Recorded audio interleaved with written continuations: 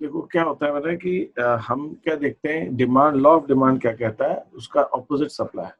तो law of demand ये कहता है कि प्राइस और डिमांड में इनवर्स रिलेशन।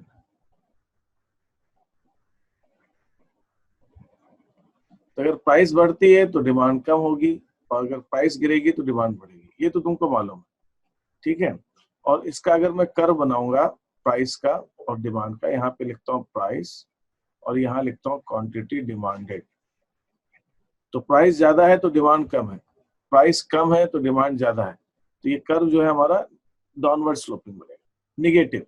ये कर्व निगेटिव रिलेशन दिखा रहा है, निगेटिव रिलेशन दिखा रहा है। निगेटिव रिलेशन से मतलब ये हुआ कि एक बढ़ रहा है तो दूसरा घट रहा है, प्राइस ज्यादा है तो डिमांड कम है,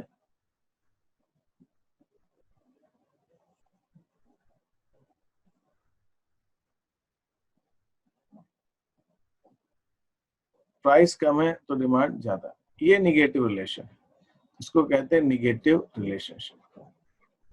एक ज्यादा है तो एक कम हो रहा है। ये तो तुमको मालूम है, इसमें कोई डाउट है तो पूछो पहले, फिर आगे बढ़ने से पहले।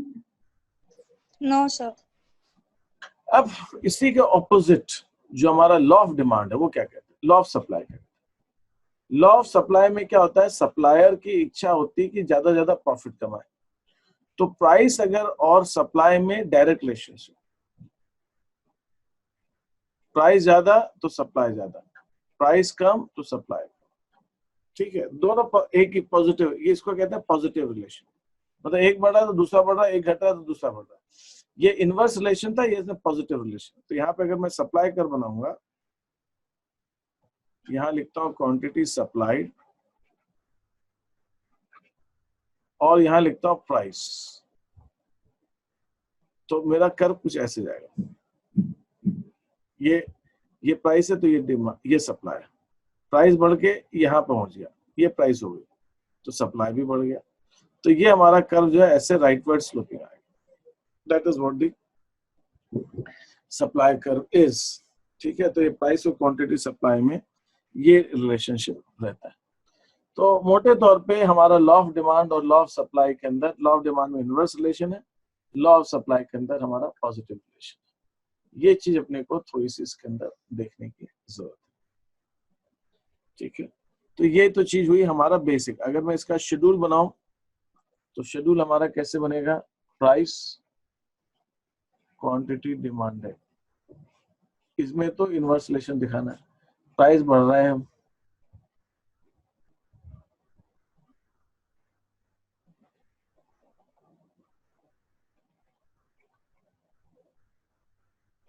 क्वांटिटी डिमांडेड कम हो रही है। प्राइस और सप्लाई की मैं बात करूं, यहाँ पे प्राइस बढ़ रहा है, सप्लाई भी बढ़ेगा। तो हम क्या देख रहे हैं, प्राइस और सप्लाई में डायरेक्ट रिलेशन, इसके अंदर negative relation.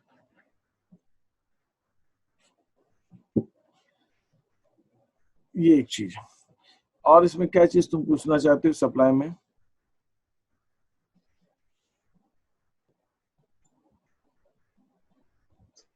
Sir numericals. Sir एक बात पूछनी थी, डिमांड में वो नेगेटिव साइन रहता है ना आगे फॉर्मूला में, हाँ, वो हमेशा लगाया जाता है क्या? कैलकुलेशन में लगाते हैं, नहीं तो आपका आंसर नहीं आएगा। लेकिन जब देखो दो तरह से वो लगाते हैं, वो हम कैसे लगाते हैं कि निगेटिव साइन की वैसे तो लगाना चाहिए, लेकिन अपने उसका मतलब क्या होता है। एक चीज होती है डिमांड के अंदर भी, तुम देखते हो ना, elastic demand, in elastic demand. Elasticity of demand एक चीज होती है, सप्लाई में भी होता है elasticity of demand. Elasticity of demand क्या कहती है कि जब हम फॉर्मूला लगाते हैं, है ना, इलास्टिसिटी ऑफ डिमांड का, तो उसका फॉर्मूला है हमारा percentage change in quantity demanded upon percentage change in price. इसका एक और दूसरा फॉर्मूला है, percentage change in quantity upon percentage change in price. यहाँ ऊपर क्वांटिटी है, नीचे प्राइस है, तो यहाँ पे ओरिजिनल प्राइस ऊपर लेंगे, क्वांटिटी नीचे लेंगे, यहाँ नीचे प्राइस तो यहाँ ऊपर आएगा, ये दोनों एक जैसे नहीं आएगा। ये quantity change in quantity upon change in price लिखा है, तो मैं क्या करूंगा, original price upon original quantity, पहले क्या प्राइस थी, पहले क्या क्वांटिटी थी वो लिखा हूं। अब ये जो इसकी वैल्यू है, इसकी वैल्यू अगर 1 से ज्यादा है, इसको कहते हैं quantity sorry elasticity of supply,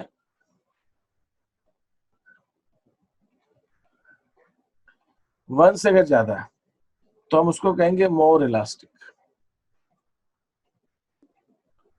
elasticity of demand जो है कम है 1 से, तो इसको बोलते हैं लेस इलास्टिक।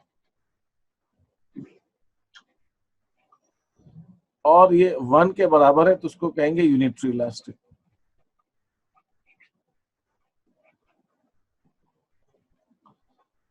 तो 1 से कम का मतलब क्या, अगर इसकी वैल्यू माइनस आ रही है, देखो माइनस, इलास्टिसिटी ऑफ डिमांड हमेशा माइनस में आएगी, -1, -2, -1.5 है ना, -2.2, तो ये तो इसका मतलब सारी की सारी वैल्यू लेस देन 1 हो जाएंगी फिर।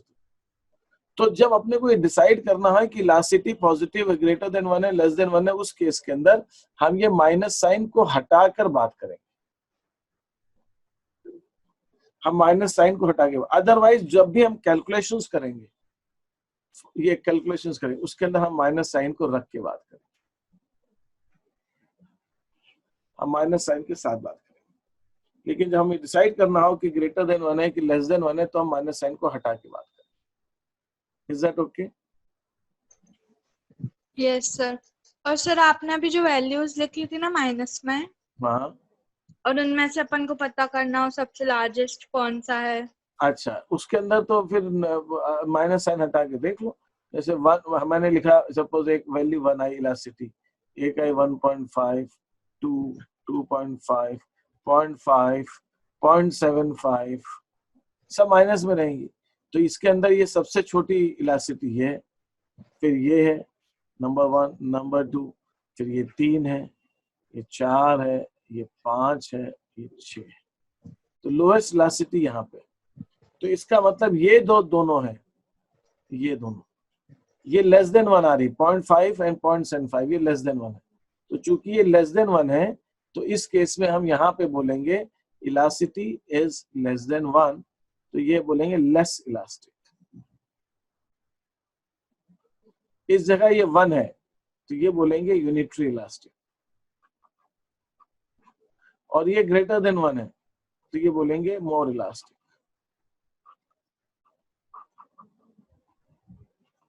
अब लेस देन 1 है, लेस इलास्टिक का मतलब क्या हुआ? अच्छा, what do you mean by less elastic?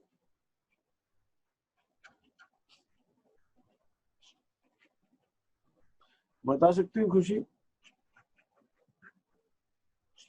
Less elastic का क्या होता है? हाँ बोलो। सर क्या पूछ रहे हैं आप? Meaning of less elastic. Less elastic का मतलब है percentage change in quantity demanded is less than percentage change in price. इसका मतलब ये हुआ कि अगर प्राइस हमारी बढ़ रही है से 20% से बढ़ रही है, तो क्वांटिटी डिमांडेड कम होगी, क्योंकि प्राइस बढ़ रही तो डिमांड तो कम होगी, लेकिन वो 10-20% से कम होगी। मतलब 20% भी नहीं होगी, वो 15 भी हो सकती है, 18% भी हो सकती है, 10% भी हो सकती है, 5% भी हो सकती है, 2% भी हो सकती है, वो हमें नहीं मालूम। लेकिन इसका मतलब सीधा सा एक तो है ही है कि अगर प्राइस हमारी 10% 20% से बढ़ रही है, तो क्वांटिटी डिमांडेड 20% से कम से बढ़ेगी, तो उसको कहते हैं लेस इलास्टिक। लेस इलास्टिक मतलब डिमांड में उतना चेंज नहीं आ रहा जितना प्राइस में चेंज आ रहा है। मोर इलास्टिक का मतलब प्राइस में डिक्रीज हुई 20% से, क्वांटिटी डिमांडेड बढ़ गई 30%, 35%, 40%, 50%, ज्यादा से बढ़ गई। ठीक है, तो क्वांटिटी डिमांडेड ज्यादा से बढ़ गई, प्राइस अगर हमारा कम बढ़ा भी, तो that is referred to as more elastic.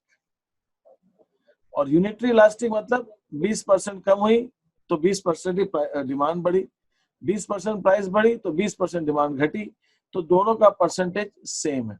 तो मैं यहाँ पे अगर इस चीज को समझाने की कोशिश करूं, परसेंटेज चेंज इन डिमांड और ये आगे हमारा परसेंटेज चेंज इन प्राइस, तो जब लेस इलास्टिक है,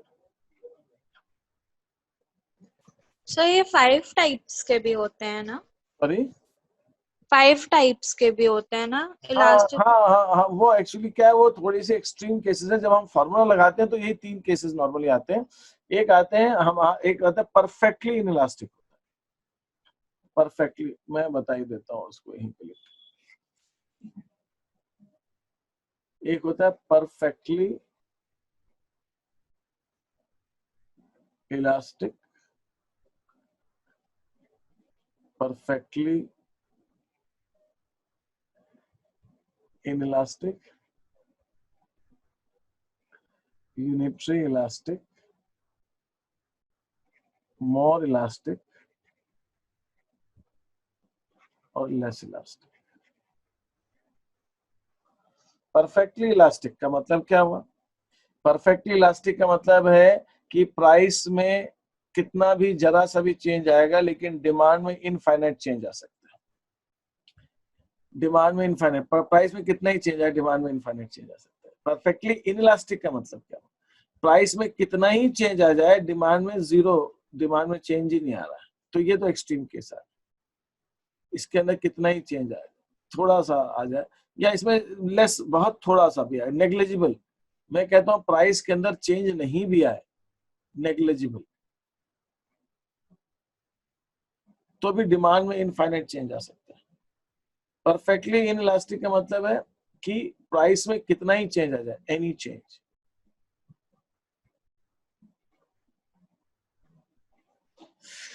तो फिर हमारी डिमांड के अंदर कुछ भी चेंज नहीं आ रहा है। यूनिटरी इलास्टिक माने सेम, दोनों के अंदर जो चेंज है, change in demand is same as change in percentage change. Percentage change in demand is same as percentage change in price. More elastic के अंदर percentage change in demand is more than percentage change in price. Price में जितना change आए, demand में ज्यादा change आए। यहाँ पे percentage change in demand is less than percentage change in price. तो ये 5 तरह की सिचुएशन, इनके डायग्राम अगर बनाऊं तो परफेक्टली इलास्टिक में हमारा डिमांड कर्व स्ट्रेट लाइन आएगा, ऐसे स्ट्रेट। परफेक्टली इलास्टिक में हमारा demand curve parallel to X axis आएगा। यूनिटरी इलास्टिक में rectangular hyperbola, rectangular.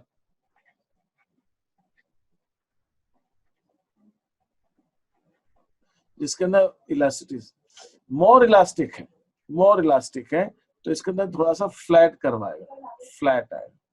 Less elastic है तो इसके अंदर थोड़ा स्टीप कर्व आएगा, ऐसे आएगा।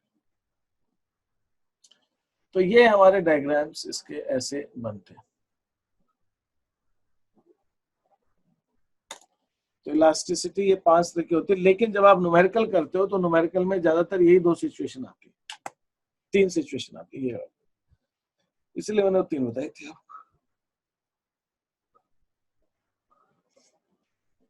ये तो डिमांड की बात होगी। इसमें कोई क्वेश्चन पूछना चाह रही हो तुम? नो सर, सर एक